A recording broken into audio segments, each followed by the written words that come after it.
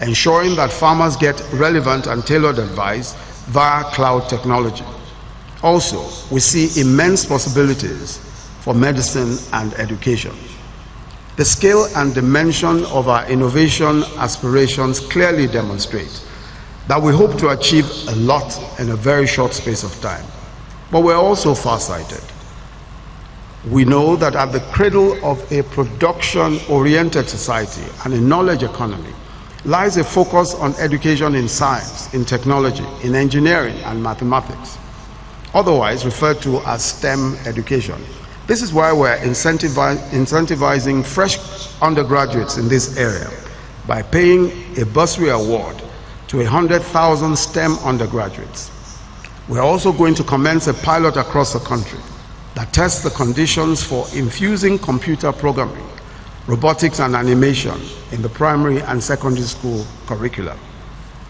The goal of the federal government is to use innovation and technology to bring revolutionary change to Nigeria at a pace and on a scale that are unprecedented.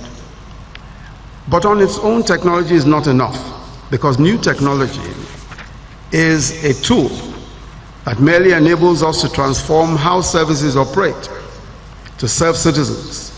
It isn't an end in itself, but it does unlock the door. After all, Google didn't invent hypertext. Apple didn't invent the touch screen. Uber did not invent GPS, and Twitter didn't even invent the hashtag. In fact, in each case, the underlying programming was funded by the US government, except for the use of hashtag, which was invented not by Twitter, but by its users. This is not an argument for government-directed investment alone. Far from it. Governments do have a role, but it was the market that turned classified defense projects in the US into consumer products enjoyed by billions.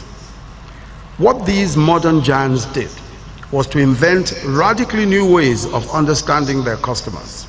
And this is why we will continue to urge and encourage the private sector's participation in research, development, and commercialization through funding. In this connection, we're establishing the Innovation Fund to support all downstream research, product development, and commercialization activities carried out by universities, research institutes, enterprises, and the hubs that we're creating.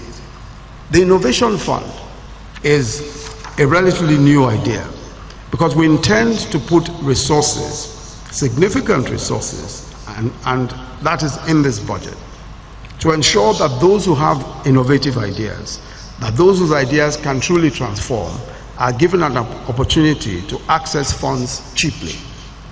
But the process of doing so, of course, is to prove by some kind of proof of concept that the particular innovation is such as will make a real difference.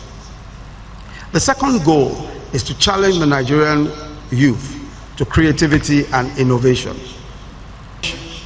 You to think up and build solutions for smart electricity, smart education, smart healthcare, smart agriculture, smart artisanal delivery services, smart manufacturing, and indeed the collection of government revenues.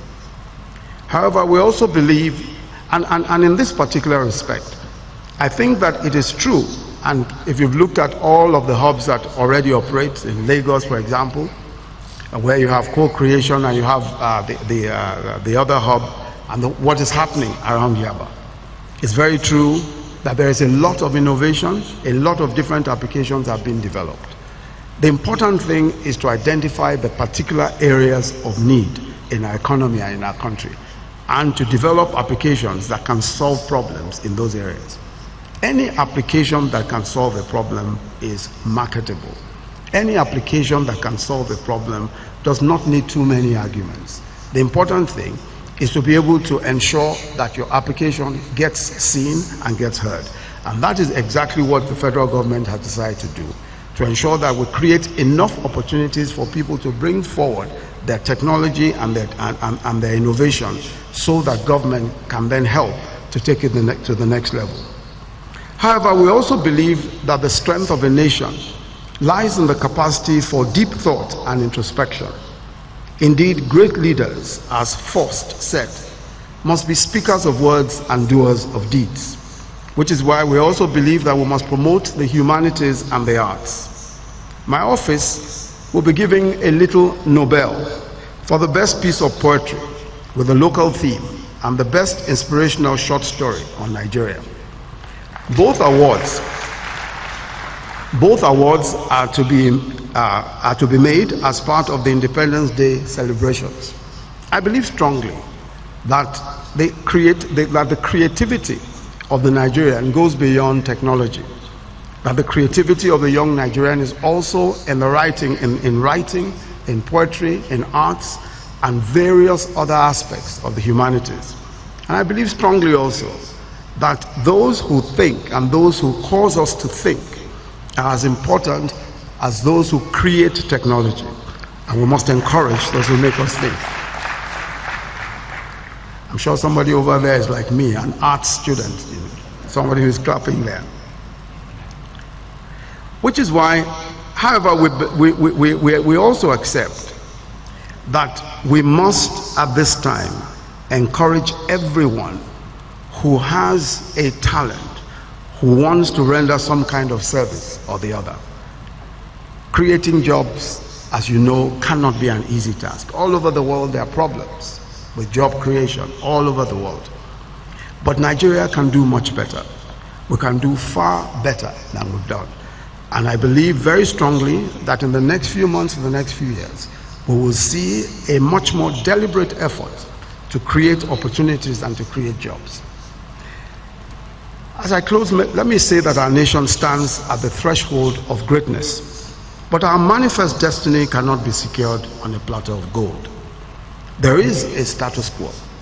There is an old way of doing things, where corruption was tolerated and was even celebrated, where a public officer who steals resources meant to build hospitals and schools can say they are persecuting me because I'm from the Southwest.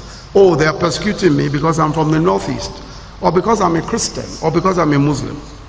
There is a status quo where those who have stolen more money than even the country's external reserves now fight back through the media and economic sabotage and attempts to bribe law enforcement agents. There is a status quo which promotes ethnicity and religion to advance personal causes and cover wrongdoing. It is from the shackles of this status quo that we must liberate our country. But how? We need a new tribe.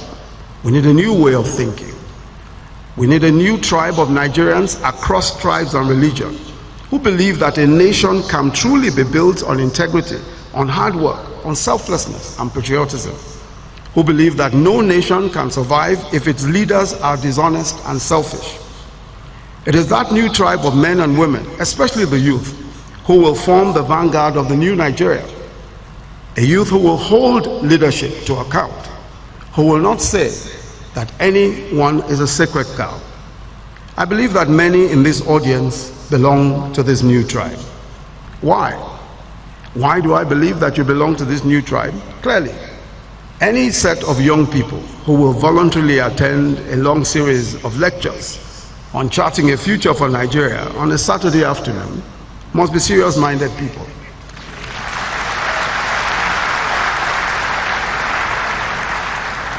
These are clearly not men and women who have lost hope or who have given up.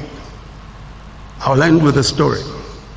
A few weeks ago, an old friend of mine came to visit me at the villa.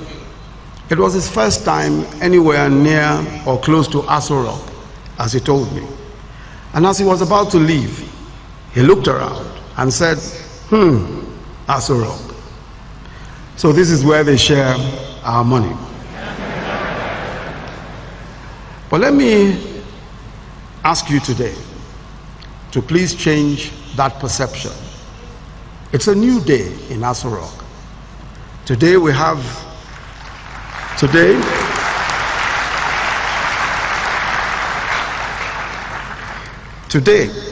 I want you to have in your mind the picture of a president, a vice president, and ministers working in that same Aso Rock, day and night, keeping to high standards of integrity, sometimes very late into the night or the early hours of the morning. determined to crack the difficult issues that stand in the way of prosperity and abundance for Nigeria. Have in mind a presidency that is committed and has committed itself to uphold the high standards of probity and accountability. Have in mind a presidency that will certainly, without a doubt, keep its promises. God bless you.